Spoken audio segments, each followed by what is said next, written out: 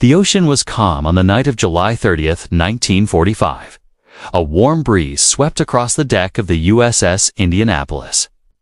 A heavy cruiser returning from a mission so secret that most of her crew didn't even know what they had done. They had just delivered components of the world's first atomic bomb to Tinian Island, the weapon that would soon end the war. But for the men aboard, the war was far from over. The Indianapolis cut through the dark waves, her engines humming softly, her lights dimmed under wartime blackout conditions. Some sailors played cards in the mess hall. Others leaned on railings, staring into the moonlit water, while a few wrote letters home, dreaming of peace. They had no idea that within minutes, their ship would vanish into one of the greatest tragedies in naval history.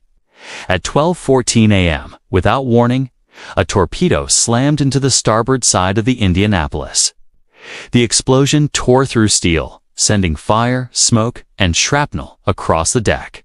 Before the crew could understand what had happened, a second torpedo struck, and the cruiser began to list violently. Men were thrown from their bunks, alarms screamed through the passageways, and the ship began to take on water faster than anyone could respond. Within just 12 minutes, the USS Indianapolis slipped beneath the ocean. Hundreds of men were trapped inside as compartments flooded instantly. Others leaped into the sea, clinging to debris as the ship disappeared into the abyss. The night was filled with the sound of men calling out to one another, and then silence. The war was ending, but for the survivors drifting in the water. A new battle had begun, a battle against the ocean itself. Around 900 men survived the initial sinking. But what awaited them would test the limits of human endurance. The survivors were spread across miles of open ocean, floating in life vests or clutching wooden planks. Oil from the ship coated their bodies, stinging their eyes and burning their skin under the sun.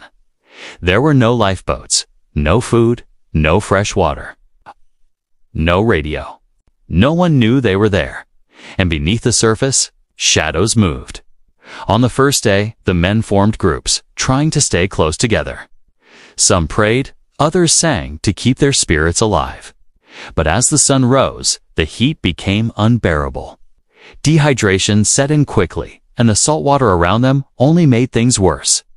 Some men, driven mad by thirst, tried to drink the ocean. Those who didn't survive long. By the second day, something far more terrifying appeared: sharks. Oceanic whiteaps, one of the most aggressive shark species in the world. Drawn by the smell of blood, oil, and dying men, they circled the survivors. At first, they circled at a distance, but soon they attacked. The sharks moved silently, emerging without warning. A scream would tear through the group as another sailor disappeared beneath the surface. Survivors punched, kicked, and held on to each other, but the predators kept coming with relentless patience. The men could only watch helplessly as their numbers dwindled with each passing hour.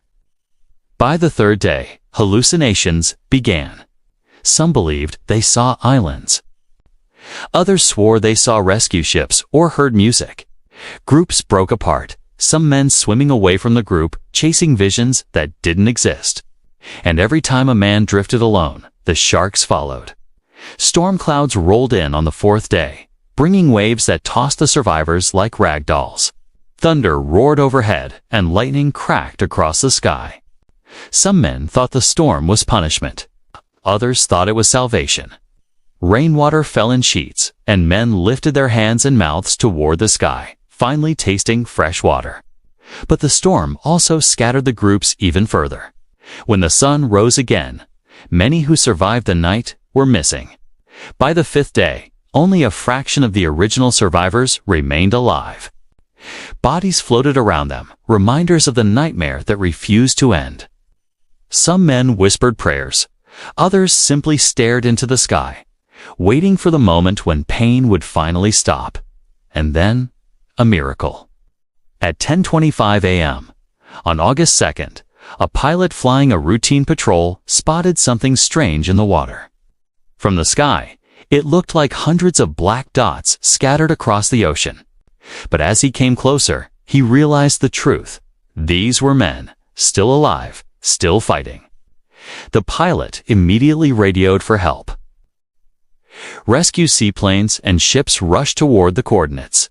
As the first rescue aircraft landed, sailors cheered, cried, and waved their arms desperately. Some were too weak to swim. Rescuers jumped into the water to pull them out by hand. After 5 days in shark-infested waters, 316 men were brought home alive. Out of nearly 900 who survived the sinking, only a third survived the ocean. The tragedy of the USS Indianapolis became one of the greatest naval disasters in American history. But more than a story of loss, it became a story of survival, of courage, of endurance, and of the unbreakable will to live. Today, the wreck of the Indianapolis lies deep beneath the Philippine Sea, discovered only recently. But the voices of her crew still echo through history, whispering a reminder of the price of war, the cost of sacrifice, and the strength of the human spirit when hope seems lost. This was the lost story of the USS Indianapolis and the men who refused to surrender to the sea.